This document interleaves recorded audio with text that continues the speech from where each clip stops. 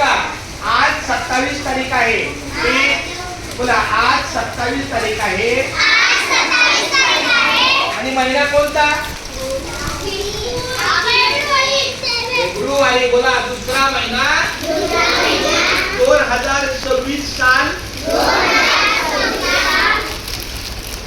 आज एका मराठी साहित्यातला फार मोठा साहित्यिक कवी कुसुमाग्रज त्यांचा जन्मदिवस आहे. आणि हा जन्मदिवस मराठी राजभाषा दिन म्हणून साजरा करतात. माझ्याबरोबर बोलायचं, सगळ्यांनी बोलायचं. मराठी राजभाषा दिवस हा जगभरातील मराठी भाषकांकडून दरवर्षी 27 फेब्रुवारी